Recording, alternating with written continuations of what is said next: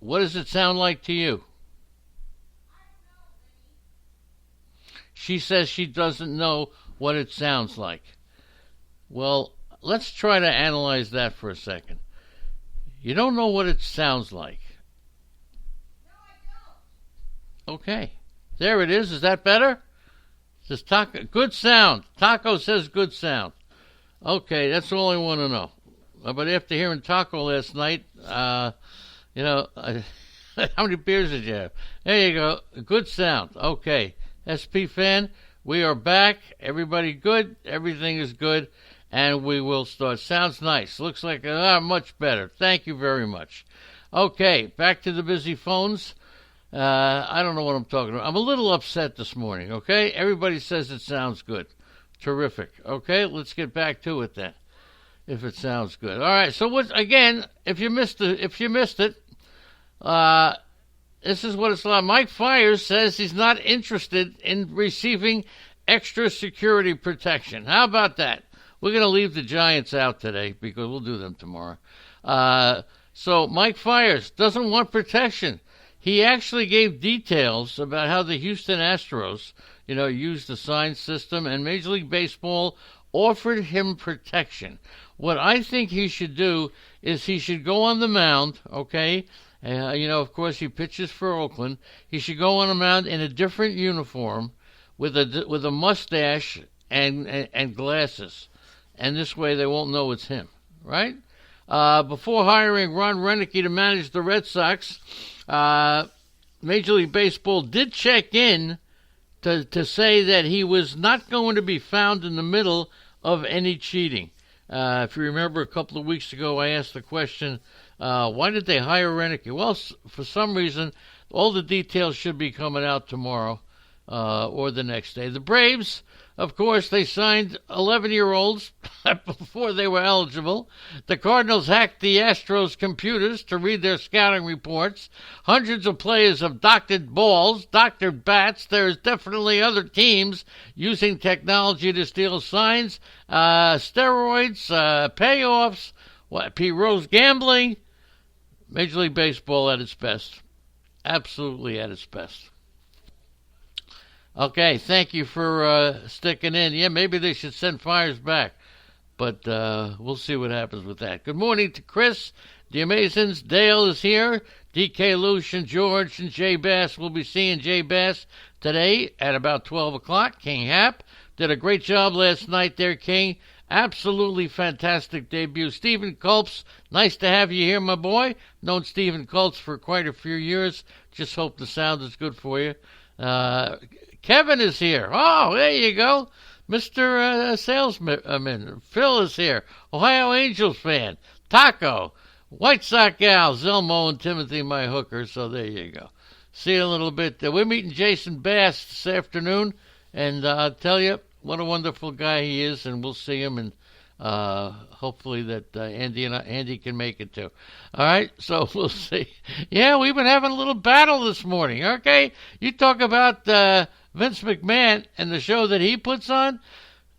You ain't seen nothing yet. Chris Bryant, after meeting with David Ross on Wednesday morning, the question is whether Chris Bryant would be the next Cubs leadoff man.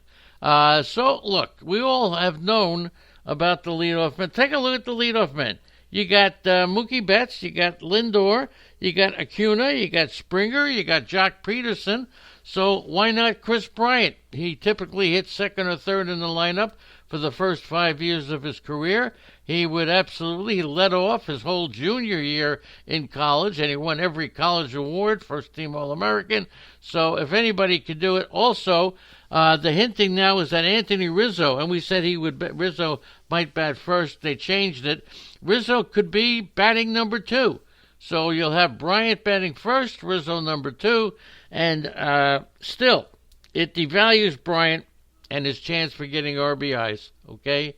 So, look, the Cubs hitters were last in the majors last year with a .294 on-base percentage. They finished second in that category with a .366 in 2018 when they won 95 games. So, look, it's a little different. leading off in college. Okay, the biggest thing with hitting at the top of the order is that fifth at bat. I want that. Yeah, so Chris Bryant says, I want that fifth at bat. Right? Bryce Harper had a great season, but looking back now, how he played his first season with the Phillies, what is the one thing? He hit 35 homers, drove in a career-high 114 runs, had an 882 OPS, but he fell short in one area. Can anybody tell me what category Bryce Harper fell short? Okay? He did something only for the second time in 5 seasons, okay? And he finished up one short. So what did he do? Don't forget, what did Bryce Harper did not do last year that he has always been good at, that he led the league? He led the majors in 2018, okay, with 130. He had 108 in 2016 and 124 in 2015. So he was on track to do what he always does, but he did miss 6 weeks with a knee injury.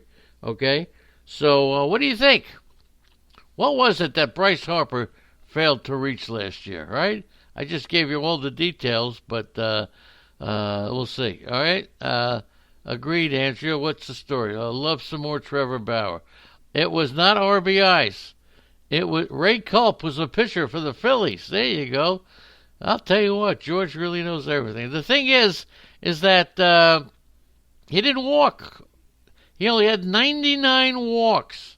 99 walks last year. Big Al has joined us. Good morning to Big Al.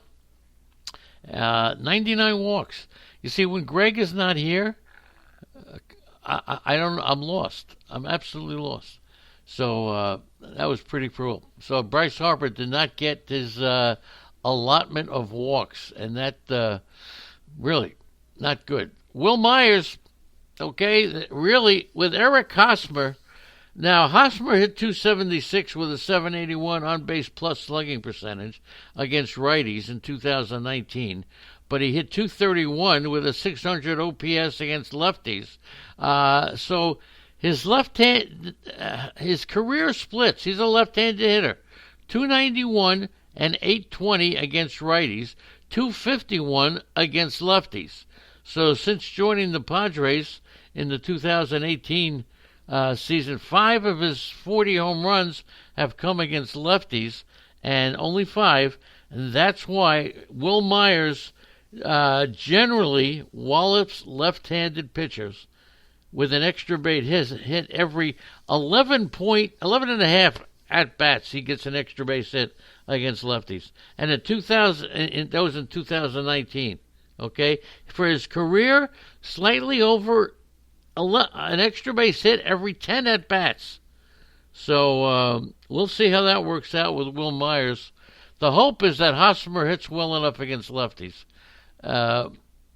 Okay, and if Myers hits well against, look, if they end up in a platoon, both are due $20 million in base salary, so they'll be paying $40 million for their first baseman. Kyle Seager. Nobody ever talks about Kyle Seager. Have you ever heard a podcast where anybody talks about Kyle Seager? We talk about Corey Seager, but nobody ever talks about Kyle Seager. Okay? And here's the deal. Look, of course, he's the longest tenured Mariners player. And it's always been Felix. He was selected, of course, in 2009, drafted out of North Carolina. Okay? He's been part of 100 lost teams, mediocre teams. He's been part of multiple teams that fell short of the postseason. Now he's dealing with a rebuilding plan. I don't know. We'll see what happens. We'll see how that works out. Kyle Seager, a forgotten man. Absolutely a forgotten man.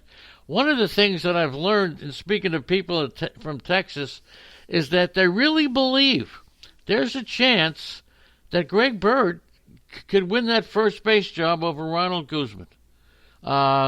He's not the defender that Guzman is, but there is evidence that he has shown more ability with the bat. So Greg Bird, let's not write him off. Let's just put him out there again.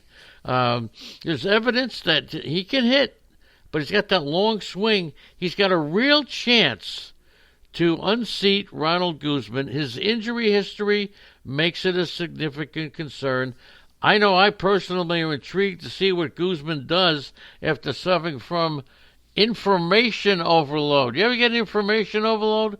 He is taking advice. He's trying so hard. He actually takes advice from too many people, tries to incorporate everything. If Guzman can hit, his defense is very attractive. But look, it's an offensive game now. First base is an offensive position.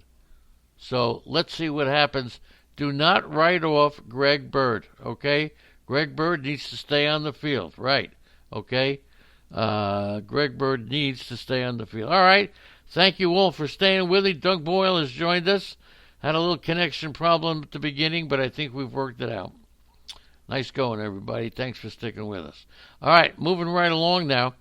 The Brewers will be playing Justin Smoke along with Ryan Braun at first base. So with Smoke now, how many different players have started at first base since Prince Fielder left the Milwaukee Brewers? How many different players have started at first base since Prince Fielder left the team?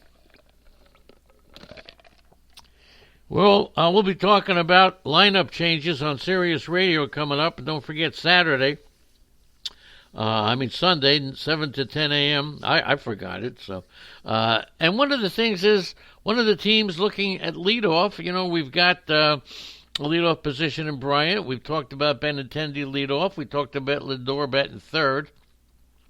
Got a couple of other situations going on. But the Cardinals, they need a veteran cleanup man to drive in runs. Okay, that we know.